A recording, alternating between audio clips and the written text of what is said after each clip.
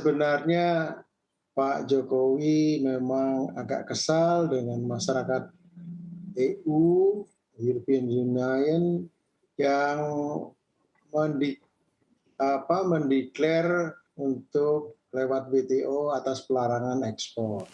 Dan yang paling menyedihkan memang di sini anggota European Union ini termasuk negara-negara yang pernah menjajah Republik Indonesia.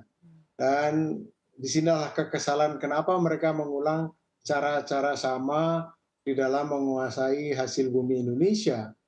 Waktu VOC mereka datang ke sini tujuannya berdagang, setelah berdagang banyak untungnya memaksakan untuk menyerahkan hasil bumi kita ke Eropa karena mereka membutuhkan rempah-rempah dari Indonesia. Sekarang kejadiannya juga berulang lagi di mana Indonesia diberi anugerah oleh Tuhan Yang Maha Esa berlimpahnya nikel di bumi Indonesia, terutama di Sulawesi dan di Maluku Utara, di Papua, yang merupakan komoditas yang baik untuk masa depan. Karena disinilah akan kebangunan industri, baterai, kemudian kendaraan listrik, dan juga teknologi tinggi yang dapat mengangkat Indonesia menuju Indonesia maju di tahun 2045. Jadi negara-negara yang mencoba untuk memasalahkan ekspor nikel ini, latar belakangnya sebenarnya ingin menguasai sumber daya alam kita demi kemakmuran mereka. Tetapi mereka melupakan bahwa Pak Jokowi juga menyampaikan, mari kita membangun dunia, ekonomi dunia dengan semangat kerjasama. Jadi yang disampaikan di dalam G20 juga bahwa adanya Bali Compendium berusaha untuk meningkatkan kerjasama tanpa melakukan penekanan-penekanan, dan setiap negara anggota G20 mempunyai hak untuk mengembangkan industrinya sesuai dengan komparatif yang dimilikinya.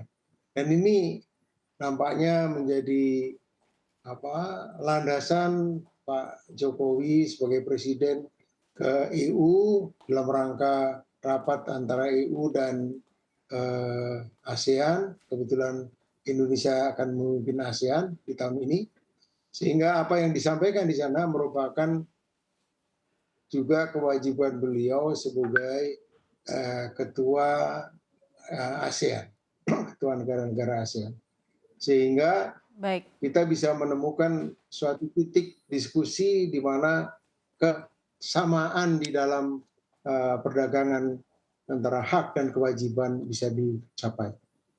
Baik, ini lanjut mengenai tadi juga sedikit informasi dari Bapak di mana Presiden Jokowi berkunjung ke Brussels ya untuk konferensi Ya. tingkat tinggi European Union dan juga ASEAN. Di sana yang kita tahu Presiden Jokowi bertemu langsung ya Pak dengan pihak European Union yang menggugat kebijakan larangan ekspor nikel Republik Indonesia, juga ada kemarin juga sedikit mengenai deforestasi dan lain-lain. Sepertinya apa seharusnya pendekatan Presiden Jokowi ketika membahas larangan ekspor dengan mereka? Apakah harus lebih lunak atau bagaimana cara menyampaikan stance Presiden dan Indonesia terhadap gugatan dari WTO? Sebenarnya apa yang dilakukan oleh Presiden Republik Indonesia sesuai dengan amanat konstitusi, beliau akan menjalankan percaturan dunia sesuai dengan dasar-dasar yang kita miliki. Artinya, beliau sudah menyampaikan sesuatu dengan menurut saya diplomasi yang luar biasa, dan Pak Jokowi adalah pemimpin yang menyadari betapa besarnya bangsa kita, bahwa kita juga berhak untuk mendapatkan kesejahteraan dari sumber daya alam kita. Dan juga disampaikan bahwa Pak Jokowi tidak mau mengkhianati rakyatnya. Maka dilakukanlah pendekatan-pendekatan yang tegas, jelas, tapi juga santun. Karena apa? Kita dikenal sebagai bangsa yang mempunyai budaya santun di dalam menjalankan diplomasinya. Dan menurut saya kita perlu ketegasan karena selama ini kita kurang tegas terhadap negara-negara industri. Tentunya ini akan membawa konsekuensi yang belum kita ketahui apa konsekuensinya jika kita tegas kepada mereka.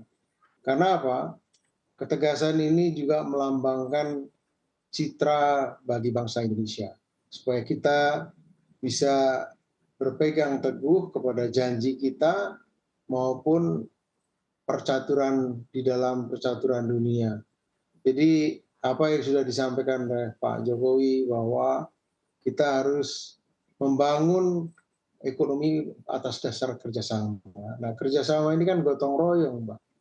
Gotong royong ini prinsip daripada keserasian, kemudian keseimbangan dan keselarasan.